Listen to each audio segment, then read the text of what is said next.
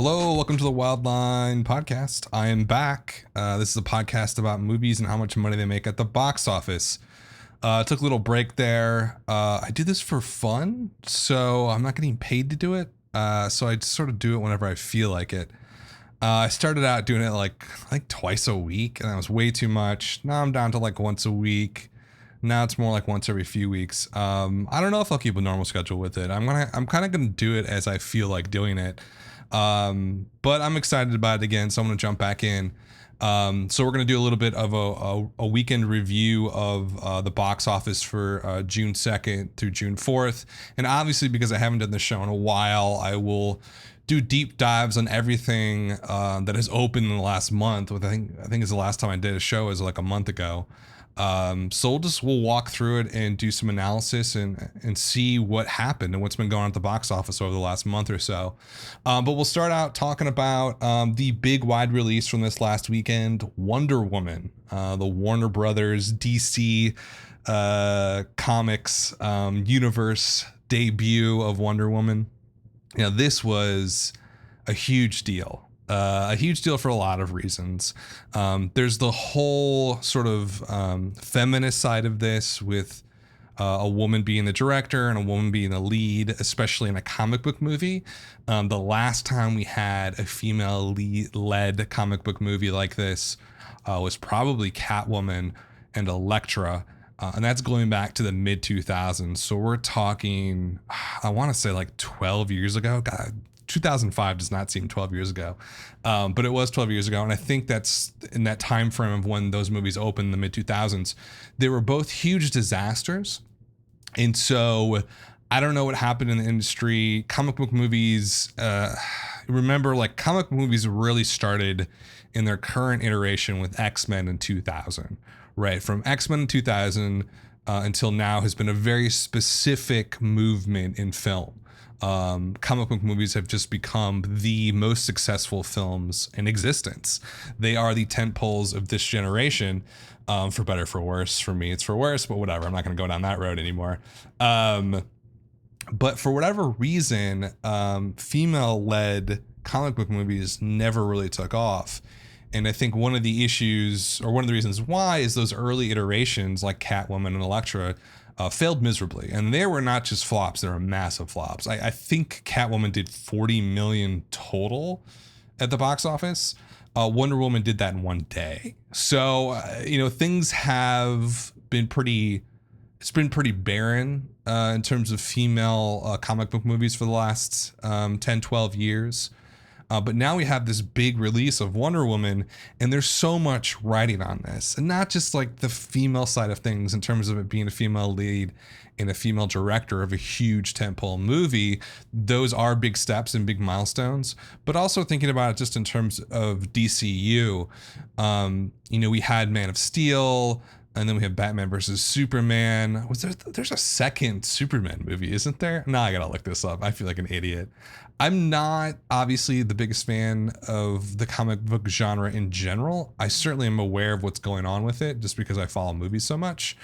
There was Man of Steel and that was it. I feel like there was another Superman movie. Am I going insane? I must be going insane. Man of Steel came out in June 2013.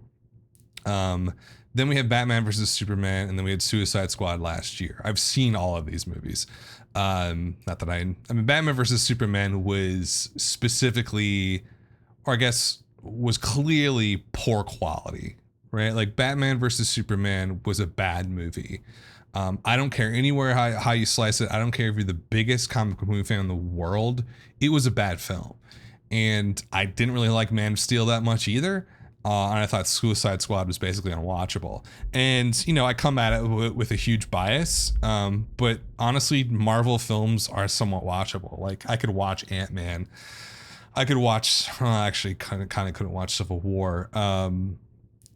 Guardians of the Galaxy obviously is watchable. Basically, the point I'm trying to get across in my rambling right now is that Warner Bros. Had a quality problem with their DCU. They weren't performing well enough. They were always underneath the Marvel films in general. You have these huge intellectual properties. Batman versus Superman should have been one of the biggest movies that's ever been released in the last 10 years, and it just was not. It opened at $166 million last year, which was good, which is decent. I thought it was going to go a lot higher. By a lot higher, I said 180s, 190. Probably could have broken 200 if they had better marketing. It only ended up at $330 million. That's I believe, a sub 2x multiplier. Now I have to do math. This is why I bring up my calculator all the time. Yeah, so 1.99 multiplier, which is, there's no other way to put this. It's horrifically bad. It is an atrocious multiplier for a film, especially on that level and especially opening that big. Now, comic book movies in general have a little bit lower multipliers. They tend to be more front-loaded than your normal blockbuster. But a sub 2x multiplier, which Zack Snyder also had with Watchmen, which also I thought was, as someone who loved the graphic novel and think it's a great piece of literature, I thought the movie was a crime, how terrible it was. And I'm not just saying this to bash, like I have no side in the Marvel versus DC war fanboy circle jerk. I have no side in that whatsoever. Warner Brothers and DCU had a quality problem. And Man of Steel was part of that. Batman vs. Superman made it incredibly apparent that there was a problem here. And Suicide Squad sort of solidified that. Now, Suicide Squad, all these movies did well. They made, I can't remember the exact numbers from Deadline, but over $100 million in profit each. So, Warner Brothers probably wasn't that upset about the performances with these films. It's just that, I don't know, there was something so clearly off with the quality of these films. And so Wonder Woman had a lot riding on it, right? It's like it had to live up to the DCU sort of problems and sort of face those quality problems head on. You had the female director directing a big tentpole for one of the first times ever, which still seems strange saying that. I just don't feel like that's true. Like, I don't know, maybe I got to look more into that issue in terms of female directors, but it doesn't seem like this is one of the first times this happened. She did break all the records, and I'll get to that in a second. And then you had the female-led, it's a launch of a new character too, so there was so much writing on this weekend. And going into it, and I followed this one super closely all the way to the end here until opening weekend. Tracking 3 weeks ago said $65 million. People saw that, and I think people not like freaked out, but fanboys certainly felt like it was way too low. And in response to that, they sort of freaked out in the other direction. And there were some articles saying it was tracking well over $100 million, $110 million. And that just created a feeding frenzy in terms of the hype, where people were saying, oh, 120, 130, it can match Guardians. And I didn't understand where that was coming from. I tend to trust the industry tracking just because it's in their sort of interest to be right, because they want to set expectations for how it's going to open. Now, is their tracking scientific or whatever? I don't know. I don't know their exact methods, but I do know that they have a vested interest in the publicity and PR of the film afterwards, because the way that movie plays is determined on how it is played in the media, right? So a movie that is tracking at 65 and does 100 plays incredibly well in the media, and that can actually create business for the film on the back end, either later in the theatrical run or on VOD and streaming and Netflix and TV. It can boost those numbers depending on how the media approaches the opening weekend of a film. And so it is the vested interest of studio to underplay what a film is going to do. And that's what happened with Warner Brothers. Warner Brothers, up until this weekend, right before, it was like, yeah, we're still looking at like 65 to 75, maybe 80, which seemed like a pretty good guess on how this film was going to do. It's clearly not in the Civil War Avengers realm, right? It's not going to break 200, or probably not going to come anywhere near the 150, 160, 170 range. But it also seemed like it would play just a little bit better than something like an Ant-Man, and maybe in line with like a Thor, right? It felt that way. It just felt big enough where it was going to hit those the high double digits, but probably not going to break the triple digits. And if it does, probably not go that much higher than that. And that's exactly what happened, right? And so tracking going into the weekend was initially all over the place because you had 65 and then you had the fans and other people saying, who called themselves insiders, saying, oh, you know, it's well over 100 billion, 110, 120 easy. I followed a lot of the people on like the nerd forums, and people were saying like anybody saying 120, 130, I was like, where are you getting this from? But it was out there, and it was part of the social media atmosphere of this film. And then things got even weirder when the Rotten Tomatoes score started to come out. And, you know, it started out in the 90s and it stayed in the 90s, which is crazy for a comic book movie like this. It's at 93% right now with 261 reviews, the average rating being a 7.6 out of 10, which makes sense because the Metacritic rating is 76. So the critics really enjoyed the film overall. Do they think it was a masterpiece of film? No, but everybody seemed to really enjoy it. There's only 18 rotten reviews on Rotten Tomato. And I find that I'm not going to get into the quality of the film. That's a whole nother podcast. But in any event, so the critics loved it. We're going into the weekend. Tracking was all over the place. How is this thing going to play? And then the Thursday numbers came in, and it was about 11 million, I believe, if my memory serves me correct. And so that gave us a decent range. So, you know, if it played like Batman versus Superman off the 11, it would have made like 66, 70 million. That's pretty low based on that preview. But Batman versus Superman obviously was a super special sort of front-loaded event film. Now, if it played more like something like Guardians or something like that, and then it might have an 8x, 9x multiplier from its preview numbers, 10x felt like, I don't think that's going to happen.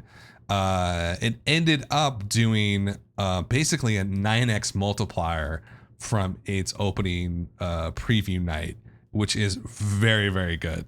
And the Saturday, Sunday numbers on this one drops were outrageously good.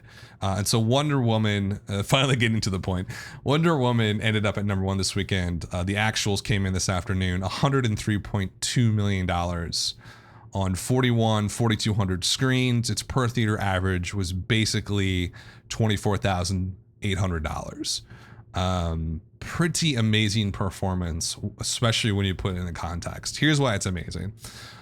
One, it broke all the records for a female director. That's fantastic right away. Very cool to see that. I went to a workshop for, I believe it was SAG, the Screen Actors Guild, the union.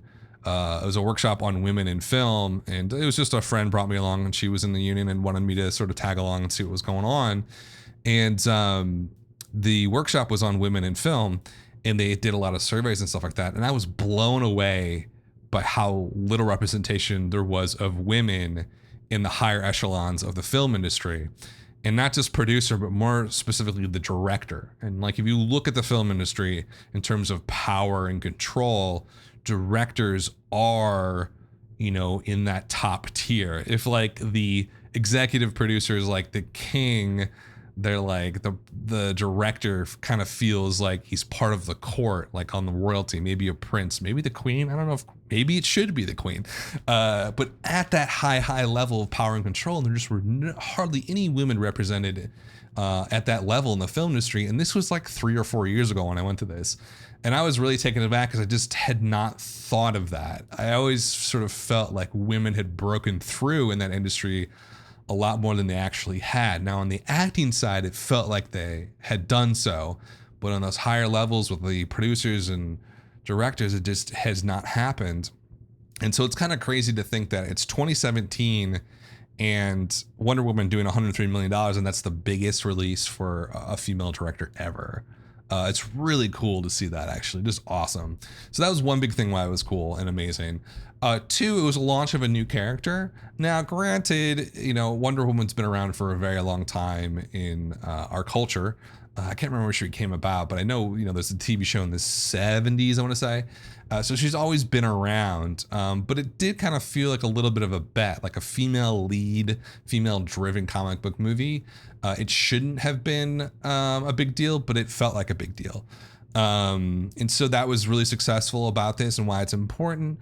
And then, also it kind of, I don't want to say saves DCU. I don't want to like make it feel like DCU is going away, but it gives them a much needed win, right? B versus S, Batman vs Superman was honestly a train wreck. Suicide Squad was, I think, maybe even worse.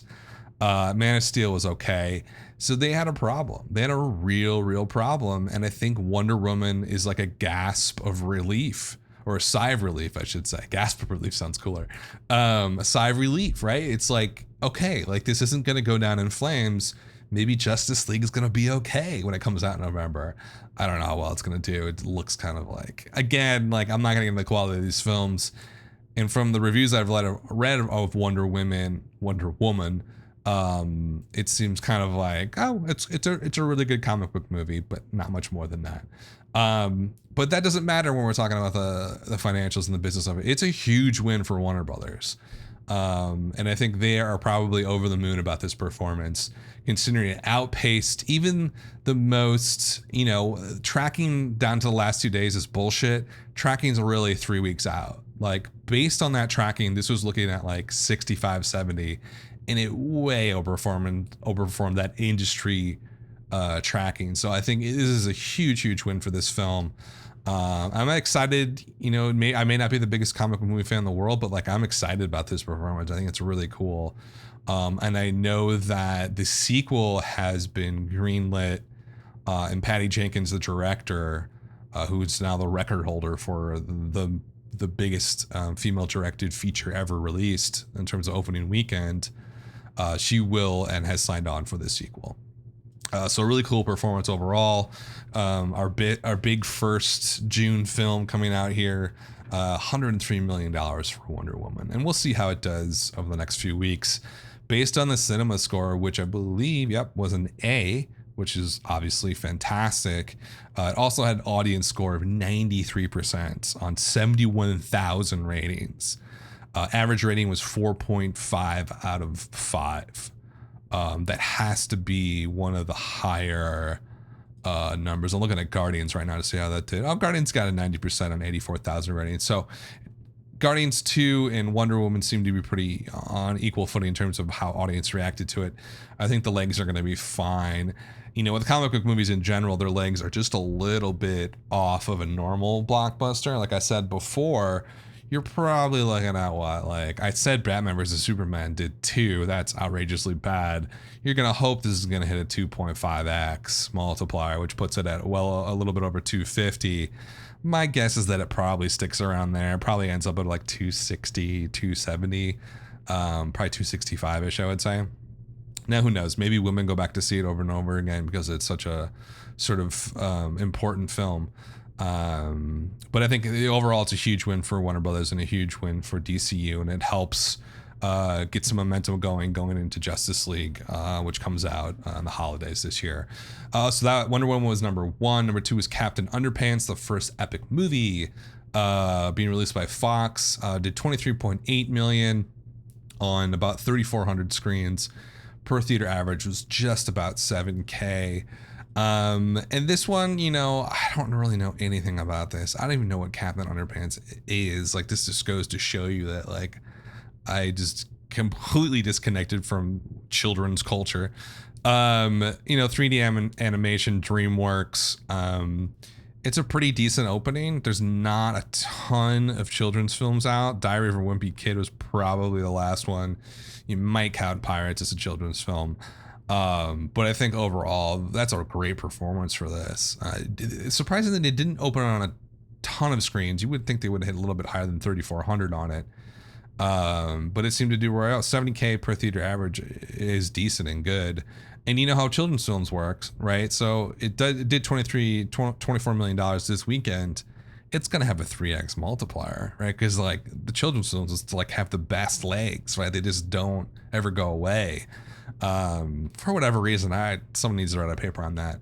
So you're looking at this. Captain Underpants is going to do. They don't list the budget. I wish I could find it real quick, but it had a B plus cinema score. It had a fresh rating on Rotten Tomatoes, 85% from critics, a little bit lower, 73% from the audience, which isn't great, but it's not horrific. 3.8 average rating out of 5 from the audience on Rotten Tomatoes on about 13,000 ratings. So it might have a little bit lower than the average 3x plus multiplier that children's films have. But you're looking at, 23 at like 3, you're looking at like 70 million. That's not bad for a movie like this. There's no way it costs more than like 20 to 40 million bucks to make this. So I think that's a big win overall. But I got to look more into that budget because I want to see what that budget was, and we'll keep track of that one over the next few weeks and see where that multiplier ends up. My guess is going to be over 3, but we'll see what happens. So Captain Underpants is number 2. Number 3 this weekend, this last weekend here, was Pirates of the Caribbean: Dead Men Tell No Tales. It made $22 million this weekend. That was a 65% drop. And that was on almost 4,300 screens. That has to be one of the biggest openings ever. I think Twilight, one of the Twilights was the biggest opening by 4,400 screens. I'm going to look this up real quick. It's got to be in the top 10 widest released openings. And there's no way that it's not. I got to look it up now. In any event, what's interesting about this film is that most wide releases. Oh my god! I'm always on Box Office Mojo looking stuff up, and I'm like, I never can find it when I really want to. In any event, let's talk about the performance of Pirates of the Caribbean. It's sitting at $115 million total so far in its take. Its opening weekend, on Memorial Day weekend, it did $63 million bucks. That's horrifically. It's bad. It's not horrifically bad. It's bad. The production budget on this is listed at $230 million, but rumors say it's more like $300 million. It's one of the most expensive films ever made. And a $63 million opening is just not going to cut it. It sounds like a ton of money, but when you're talking about budgets that high and a worldwide release that big, it's gonna be hard to really make a decent profit on this just because they spent too much money making it. Its per theater average its last opening weekend was pretty poor for a movie like this. For a huge blockbuster, you want to break at least the 20s and want to get like the 25 range. That's sort of like when it's all gravy past 25K per theater. This one's sitting at, like 15K per theater opening weekend. There's just a very muted response to what should have been easily over $100 million opener here. And the fact that it dropped 65%, is bad news bears. It defines the term bad news bears. Something did not go right here. The cinema score is an A-, so people didn't hate it who went to go see it. But the critics savaged this film. 29% in Rotten Tomatoes, 70% audience score with a 3.7 out of 5 rating. On 120,000 ratings. So many people saw, I feel like, and one of the reasons why I bet on this film, I'm a big Hollywood Stock Exchange player. This one seemed like I bought it at 140 per share. So that basically means after 4 weekends, it was expected to make $140 million. I thought that was a no-brainer based on the history of this series, despite the fact that each movie makes less and less money, and unfortunately costs more and more and more. Despite that fact, it's still a blockbuster. It's still a Disney blockbuster. You still expect it to make it well over $150 million easy. I expected this one to break 200 no problem. I was wrong. I was really wrong about this. The response was just very muted. The marketing was not great. I saw a lot of the marketing, and the marketing itself was interesting. I think you just have a confluence of a lot of issues here, right? You have a series that is very stale. The original came out so long ago, and it just didn't feel fresh in any way. And with the the new trailers that were popping out, and they were long. I feel like they're 2-minute trailers. The villain looked cool. It just didn't seem interesting at all. The first one came out in 2003. Pirates of the Caribbean: Curse of the Black Pearl made $300 million. Then in 06, I remember they shot the next two back to back. Dead Man's Chest came out, opened at $135 million. Amazing. Grosses $423 million back in 2006, which was 11 years ago now. And then the sort of one they shot concurrently with that came out the next year, World's End, $114 million opening, so it's starting to taper off. $309 million total domestically. And then the most recent one, Stranger Tides, came out, opened at 90, closed out at 241. I just thought it was going to open around like 75, 80, and ended around 200 million bucks. It just really petered out. And, you know, like I said, stale. The series seemed very stale. When this series first started, Johnny Depp was in a really particular and interesting place in his career. I just remember before this movie came out, Johnny Depp was always one of these very cool people. He'd been famous since the 90s, and he was in a lot of kind of like smaller art films back in the day. My sister was obsessed with Johnny Depp back in the day. Hell, he was in Nightmare on Elm Street back in the 80s, 84, I think. I think it was his first film, I believe. Anyway, sort of big in the 80s and 90s, kind of had a bad boy, kind of super cool rebel image, almost like a 90s James Dean. And then he kind of faded away, got really weird. I felt like he was always in Europe. like he was just like one of those guys. Like a typical like movie star who almost seemed too cool for normal life. And then Stranger Tides came out, and this whole new generation of people, and specifically women, younger women, just like fell in love with him again, just like my sister did when she was younger. And he became this like sex icon again. It was so strange because there's this weird gulf in his life before Pirates of the Caribbean where he's just this huge weirdo. And then he became a lot more mainstream with the Pirates of the Caribbean series. And, you know, it's been a while since then. It's been 14 years since the original came out. And things have changed a lot, and people have changed, and culture has changed, and Johnny Depp has become kind of like a pariah in a way. I don't know how that happens. It reminds me a lot of that South Park episode that's about Britney Spears.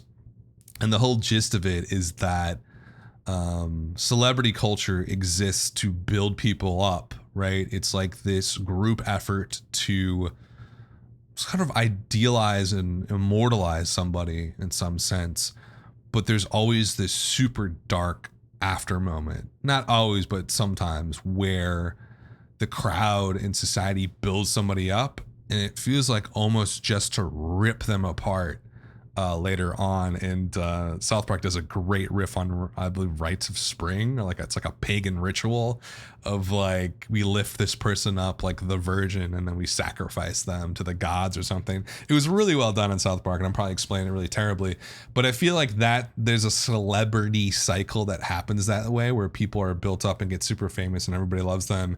And then when people get sick of them, they want to discard them. And that's like the time it's almost like vultures attacking somebody. That's not to say that Johnny Depp hasn't done some shitty things in his life recently. But there's been a super negative reaction to him. And I think that plays directly into the poor performance of Dead Man Tells No Tales. Just because he was the center of these films, right? And like, if he's no longer this super A-list, everybody loves him movie star, and he's kind of this person who people kind of like to hate right now, obviously they're not going to go see this movie. So the overall performance here of Pirates of the Caribbean is atrocious, and I cannot see them. Now, what you're going to read in a lot of articles out there is that, okay, domestically it's doing terrible. Foreign take though is really good. Worldwide, it's made $500 million. The breakdown right now is 77% of that's coming from foreign and international audiences. And that was kind of always the strategy with these films, I believe. They did really well domestically, but when you factor in that international box office, they're home runs, right? And they came maybe not grand slam, like a 2-run home run, and then like a maybe inside the park, like a triple or something like that. This one kind of seems maybe like a double, like maybe a single, maybe a single on an air. It's going to make a lot internationally, but again, a lot of people make that argument, right? But when you look at the economics of film, you take less in from international releases. 40% on average is what a studio will take in from box office receipts internationally. China is 25%. And so compared that to domestically here in the States and in Canada, they take home about 50% of those receipts. So it's doing more money, but getting a little bit less of the pie than it would be if it was a domestic dollar that came in. I don't think it's going to be good enough to do another one of these. I think Depp's going to be too expensive. Bardem probably won't come back. I don't know if he dies in the movie like that, but you got Jeffrey Rush, Orlando Bloom. I just don't. I don't think we're gonna have another one of these, and I don't think we really need one. I don't even think we needed this one. It felt super out of place that this movie was coming out. It just did not do well at all. And with that 65% drop, it's just like that is not what you want to see. It speaks so much to the mistake of making this film. There was no audience for another Caribbean movie. Like, sure, kids will see it and parents will see it, and maybe a specific group of people will always go to see these films. But you need a 4-quad win here for this to make the $200 million profit that they are expecting. There's no way that's going to happen, even with the international money coming in the door. Might break $100 million profit, but I doubt it. I think it's going to be under that. Probably, maybe not a push. That's probably me being too pessimistic, but I don't think it's going to make $100 million in profit. And so that's what they want, and that's probably what they put into their financials for this year, and it's not going to happen. So someone's not going to be happy about that. Pirates actually was only a top 20 opening. I don't know why I thought 4,200 was so big. It seems really big. Biggest opening of all time was 4,468 theaters. I was right about that. The Twilight Saga Eclipse, which came out in June 2010. Guardians of the Galaxy 2 had a top 10 opening all time, 4,347 screens earlier this year. That's kind of a little box office tidbit for you. So Pirates of the Caribbean is failing. Is it a flop? Is it not a flop? It's a flop. Domestically, it's a flop. Internationally, it's probably a decent performance, an okay performance. It's not great. But here in the United States, Pirates of the Caribbean is officially, according to the Wildline podcast, a flop. Number 4 this weekend was Guardians of the Galaxy 2. Still chugging along. Decent 52% drop. And this sort of speaks to the comic book movie curse, where they start off really strong for the first couple of weeks and then tend to fade pretty quickly. A good example of that was Captain America Civil War last year, who the legs just sort of fell apart on the later weekends of that release. Really surprisingly on that one. I can't remember what the multiplier was, but I think it was sub 2.5 or something like that. So Guardians falling a little bit faster than it probably should. Granted, it lost about 370 screens or theaters this weekend. It's in its 5th weekend. Its per theater average is $2,800. That's okay. Its total take so far, I don't know why I'm being so negative about this film. It's in its 5th weekend. I'm being an asshole. Sorry. $355 million is its take so far. $200 production budget. Multiply that by probably 3 for total cost. You're looking at like $600 million total costs. This is going to be one of the most profitable films of the year. Huge win for Disney. This one looked like a winner from the start. From the trailers, it looked fantastic. And it sort of followed through on that great marketing with a pretty good film. Not much more to say about that one. Number 5 this weekend was Baywatch. Came in at $8.7 million, a 53% drop, which again is not great. 3,700 screens about. per theater average, and its second weekend is only $2,400. Total take so far is about $42 million. Production budget on Baywatch was $70 million. This one's kind of a funny flop to me. I knew it was gonna flop. I just didn't think it was gonna flop this bad. Going into last weekend, Tracking had this film opening at about 40 million for the 4-day weekend last weekend. It clearly didn't hit that. It just hit $42 million now on its second weekend. Something happened. There's been a lot of articles. Deadline had a really good article about why it flopped, and I can't remember any of the reasons why I talked about it, so I'm going to riff on why I think it flopped. It looked stupid as hell. It wasn't really that funny. In terms of the trailer, I didn't see it. It took a formula that can work, remaking a 90s movie, but it seemed like it just didn't get how to be successful with doing this. Success looks like 21 Jump Street and 22 Jump Street. Is that what the other one's called? I don't remember. The sequels. Those took a formula of a TV show in the 90s that was popular and basically said, hey, we're going to take this idea and then run with it. Right. And they made something completely different than the TV show. I mean, talk about back to Johnny Depp, who was one of the stars. They took the concept and the general idea and just ran with it and did their own thing. And honestly, like those movies are hilarious. Like, I don't think they're amazing comedies, but they're very entertaining and they are super popular. And they were very successful in the fact that Sony very much limited the production budgets and marketing budgets of those films, and they just printed money on them. They printed money because they hit the right demo, they had the right vibe and the right tone. Channing Tatum and Channing Tatum, I always forget that fucker's name. And Jonah Hill just crushed in that movie. And they got the formula right. Take a pre-existing IP that people are vaguely familiar with. Like the people who love that movie, most of the people weren't even born yet when TV show was on. So they took it and they took the IP and just basically hinted at this product and this concept that people might have a familiarity with, just a little bit, and then did their own thing.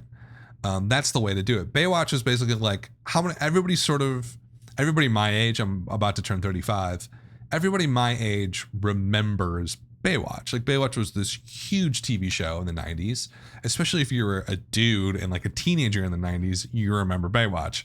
And so it's an existing IP that a lot of people know. Now, younger people probably, are familiar with it. Like people under like 25, who were born in the 90s, right?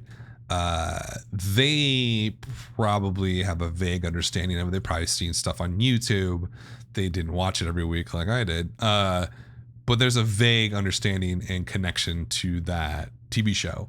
And so you have a built-in awareness, right? This is the key here. You have a built-in awareness to this TV show and to this concept. Oh, it's lifeguards in Los Angeles. Cool. They all wear red. Cool. Whatever. We get it. But that's all you can really take to the bank if you're the studio. It's just a general awareness of the concept, and that's all you can expect to happen from taking that IP and using it for a new movie. Now, what they did poorly here was they expected people to be excited about a movie version of Baywatch without giving them something to be excited about, despite the fact that it's just a remake of Baywatch. That's not enough, right? We needed a 21 Jump Street sort of complete reboot of it. It just didn't seem like they were interested in doing that. You could say, oh, but that's bullshit because The Rock, Dwayne Johnson, and Zac Efron were the leads.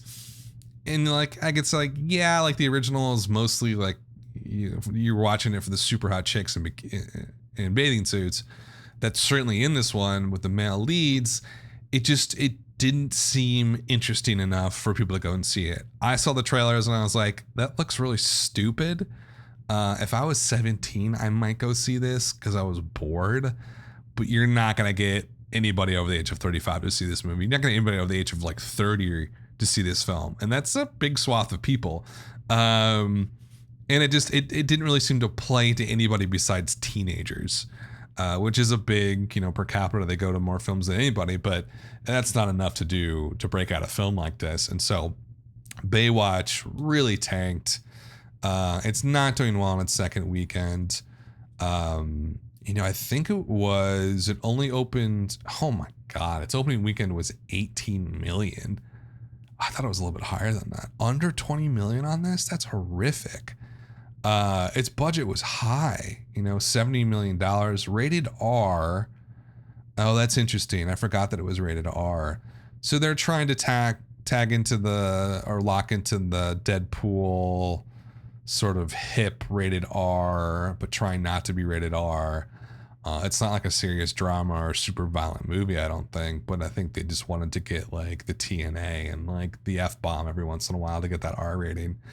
And they probably did that to get older people like me excited about it, but I'm not going to be excited about this. And so very poor performance for Baywatch. It will disappear rapidly here.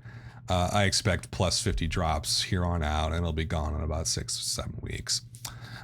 Speaking of flops, number 6 last weekend was Alien Covenant. Now, this is a movie I bet on doing well. The trailers looked great. The marketing was good.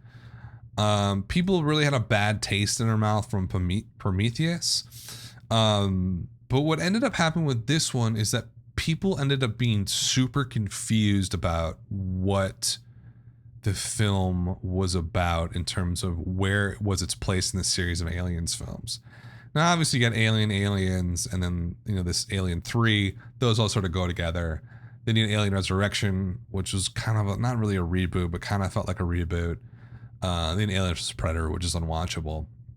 And then you had Prometheus come out in 2012, 5 years ago now. It does okay. Like, it grosses over 100 million. It grosses $126 million. Its production budget was 130, so that's not great. But it was Ridley Scott getting back to his roots with Prometheus. A lot of people went to go see that movie, especially people I'm friends with, and I never saw it because because their reaction was so negative. I've never seen a film. I've never heard of a film or experienced the reactions that I heard with Prometheus, because it was a mixture of, hey, I'm a huge sci-fi nerd. I love the Alien series. I'm so excited for this film. And then their reaction coming back was like, I don't ever want to see another Aliens film. It was that visceral that people hated that film. So it was kind of weird that they were doing a sequel to that. It's 5 years later. The one thing I will say about it is that the characters they got to play, or the actors, like Michael Fassbender, seemed great. It seemed like a really great ensemble cast, and the trailers were cool and interesting. So I thought this was going to play a lot better than it ended up doing. Now, it opened up, was it last weekend or a couple weekends ago, I should say. It opened up at 36. That's okay. It's not great. About a 10K per theater average. I thought I was going to go at least break the 40s. But what happened after that was bad. It had a 70% drop in its second weekend. And keep in mind, second weekend was Memorial Day. So you're thinking there's a lot of people going to the movies on Memorial Day weekend. Although Memorial Day has recently become a lot quieter than it used to be. It's no longer the super event weekend that used to be in the 2000s and the 90s. It sort of has quieted down a lot. Alien Covenant dropping 70% on Memorial Day weekend is a disaster. The movie sits at $67 million so far. There's no way it's going to even come close to Prometheus, I don't think. Prometheus made 126. I don't know where this is going to end up, but with a 70% drop, I mean, it's not going to make $100 million. That's bad. Now, the production budget on this was cut to $97 million. So, maybe they'll break even with VOD and streaming and all that kind of fun stuff on the back end. But this is not a good performance. And I will be surprised if they greenlight another Aliens film with Ridley Scott. There's probably already one greenlit, but honestly, this performance is so bad. I just don't see the point in doing another one. And not only that, but people just didn't seem to really like This one got a B cinema score. Got slightly a fresh rating, 71% from critics. But the real telltale sign here, and this sort of matches up with that cinema score. B's not a good cinema score. 61% audience rating on Rotten Tomatoes, 3.4 out of 5. That's terrible, absolutely terrible on 52,000 ratings. So it's like the Prometheus problem. It's like people get bit once and they're like, okay, I'm gonna go back and try this again. They get bit twice, it's over. Like, you can't put out another Aliens film unless it's like a total reboot from a different director. I love you, Ridley Scott, but come on, man. In any event, so that was number 6 this weekend. Alien Covenant dropping another 60% this weekend. Lost over 1,000 screens. Per theater average is getting close to that Mendoza line of $1,000 at $1,500 per theater. This one's going to disappear quite rapidly. Everything from Warner Brothers came in 7th place this weekend, 3.3 million. Nice 45% drop, not too bad. Lost 400 theaters. Per theater average is looking pretty anemic at about 1,400 per theater. That one, I don't know much about that film at all, to be honest with you, because I don't know. I have a lot to say about it. PG-13, so I don't know, is it a youth film? It looks like a youth film. How do I not know about this film? I follow the box office so closely. I'm always surprised when a film comes out. I don't know anything about it. I'm not going to talk about it anymore. Number 8 was Snatched with 1.3 million. This is the Amy Schumer, Goldie Hawn movie that was supposed to do pretty well. Open Mother's Day weekend. Ended up only doing $43 million. Its per theater average is terrible right now. I did lose 1,000 theaters, but its per theater average is just at $800 in its 4th weekend. That's not good. It dropped 67%. This one is going bye-bye. I don't think it's going to be in hardly any screens this upcoming weekend or next one's gone. Not a great performance overall, and I don't even know if there's a huge international market for this. No, it's foreign release. It was only 10 million so far. I don't know if it's going to open in more areas or not. But like, even if I did like a very quick rundown of this film and the financials of it, $42 million production budget. Marketing for this was at least 30, probably 40 million. I'm going to be generous and give it a $45 million marketing budget. So you're looking at 87. There's a lot of other costs, and let's talk about TV streaming, all that kind of stuff.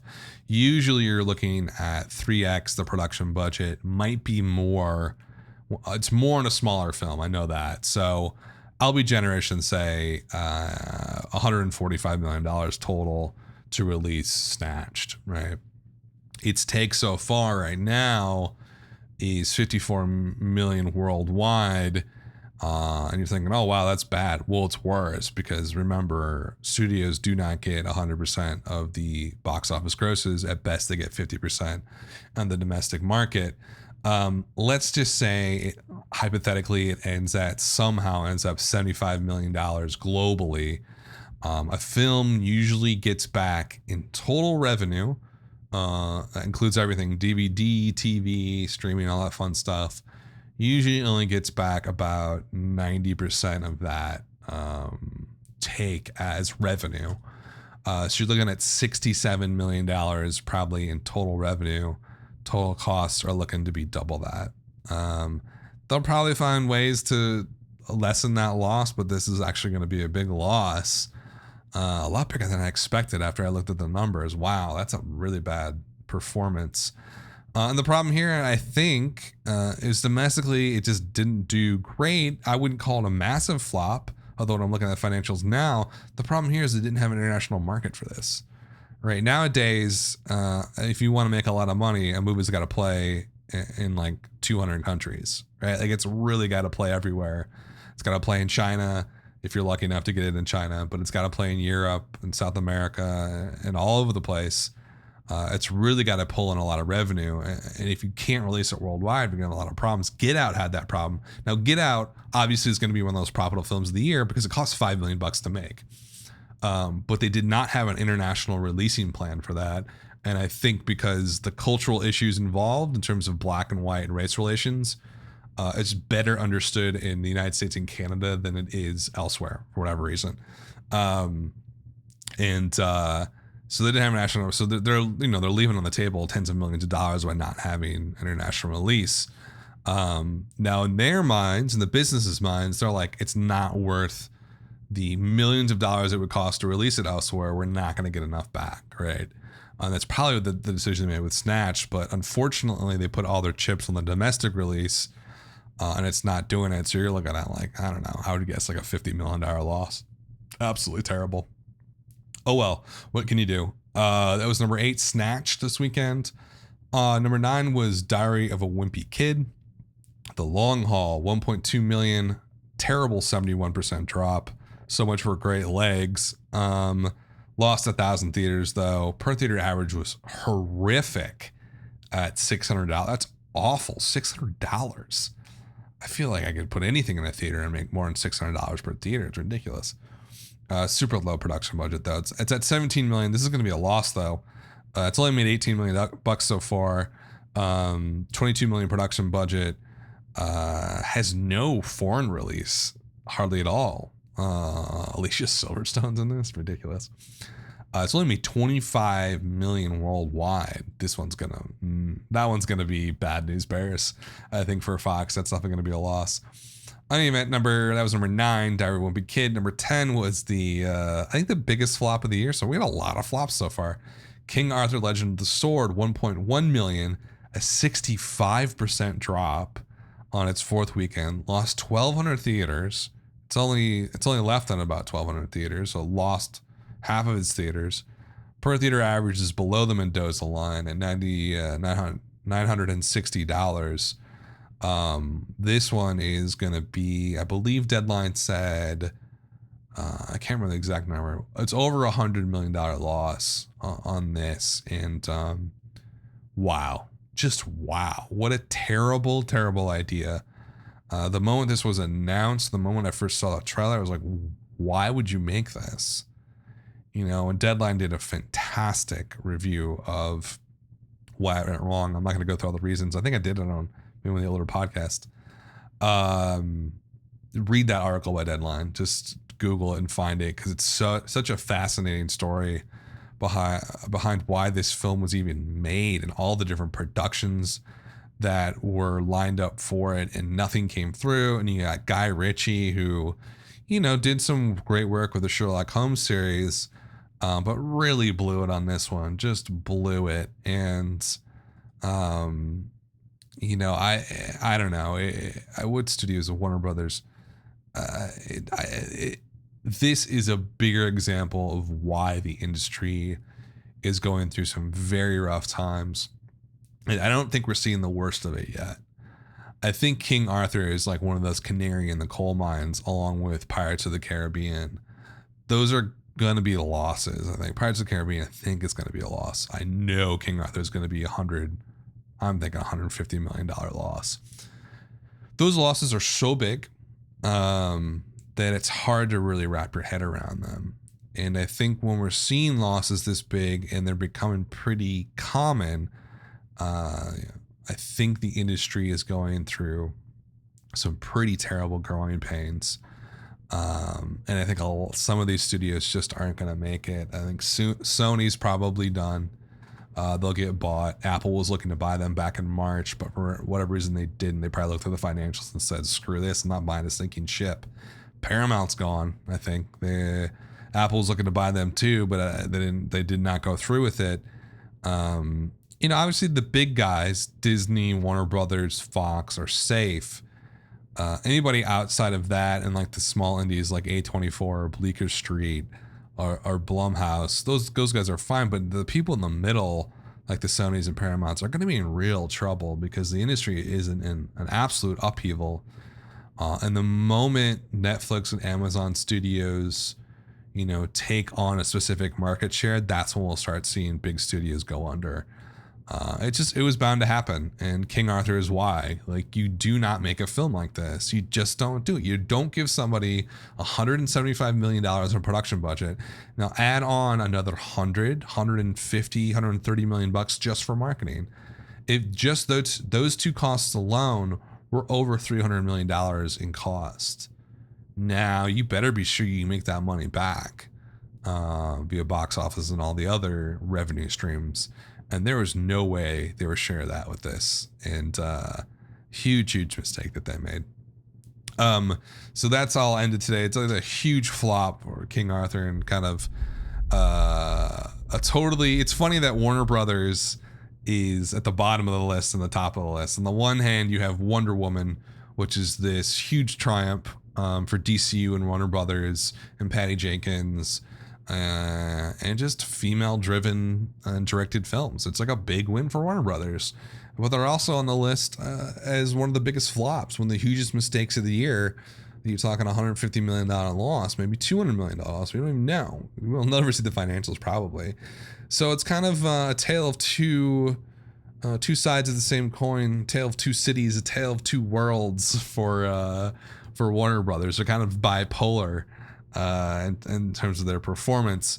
But it's been a really interesting year so far, and it's a really interesting start to the summer. And we'll see, and I'll probably be back next weekend because I'm getting back into this. I really enjoy this stuff. I love talking about the box office. I could do it obviously endlessly. This podcast could be like 6 hours and I'd still talk. Next weekend's pretty interesting. It Comes at Night, which I think is my most anticipated film of the year, by the sort of smaller indie releaser A24, who essentially just hits home runs. Like, you give them like $5-10 million bucks, and either they'll find the right film for that amount of money or they'll make it. And they're usually fantastic. Ex Machina. Did they do Green Room or was it Bleaker? I don't know. A24 is amazing. So It Comes at Night, kind of a dystopian horror film about a plague, I believe. Not to give too much away. Opening this weekend, wide release for A24. They usually don't do super wide releases, so I'm interested to see how many theaters they put that on. In any event, so that's opening this weekend. The Mummy is coming out this weekend too, by Universal. Tom Cruise, sort of the launch of the Universal Monster Universe, I believe that's what it's called. Or like MUU, Monster Universal Universe. I don't know. I'm super excited to see how that does. Because I have this theory, or I had this theory. I'm going really long this time. Whatever, I haven't done this in forever. If you're still listening, thank you. The Mummy is interesting because it is a launch of this new universe, and I find it interesting because I felt like maybe 2 to 3 years ago, I felt like comic book movies had sort of reached their peak. Right when Ultron came out, I was like, okay. Like, this has sort of hit its nadir. I don't know what that term is. It's French, I think. Its peak. And I thought, like, okay, like they're gonna start to taper off comic book movies. And I thought that movies from my youth and my teenage years, when I was like 13, 14, 15, the mid-90s action movie, which was like the blockbuster, where it was just like Congo, or like Point Break, or like The Rock, or Con Air, or Twister.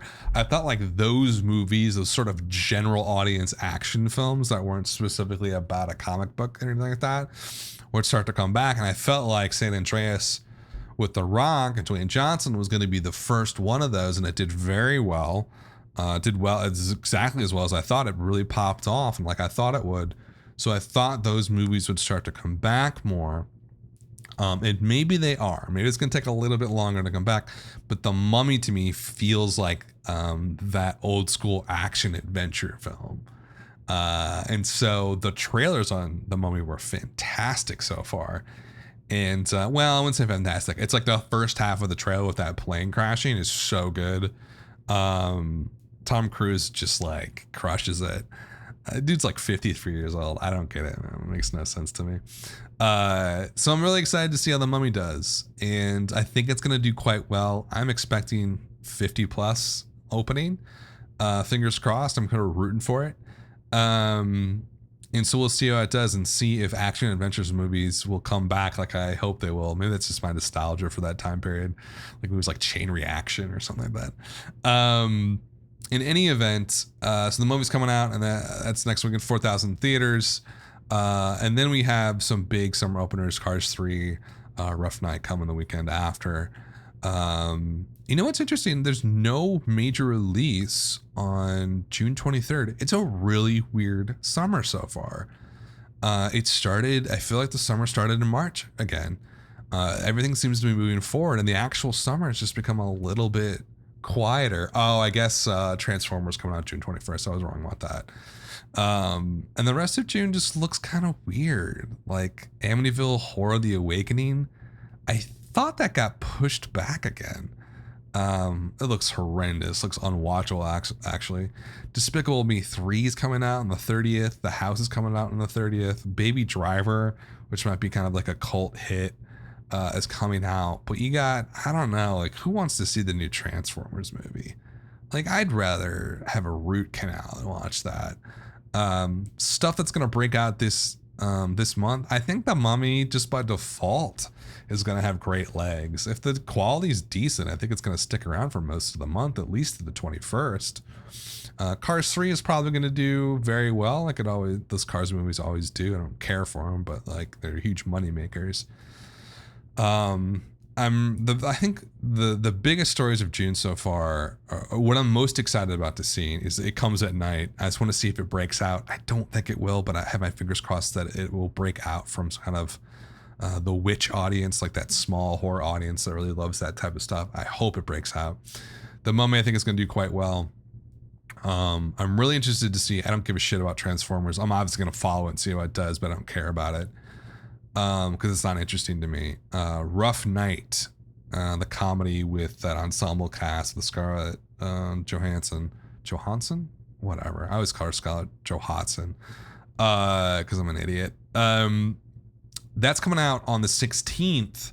That one feels like it could be a good breakout hit. Kind of like, maybe not a female Hangovers, but like maybe like 2/3 of that total take box office wise. It'll probably open at like 30 or something. I would be interested to see if it could break the $100 million mark. And then also The House. Comedies are having a really rough time of it recently. I want to see if these things break out. I don't think we've had a real big comedy this year so far, not that I can remember. I have to look that up and see what is the biggest comedy that has been released this year. There are none in the top 10 traditional comedies. Guardians of the Galaxy 2 is not a comedy, it's an action movie.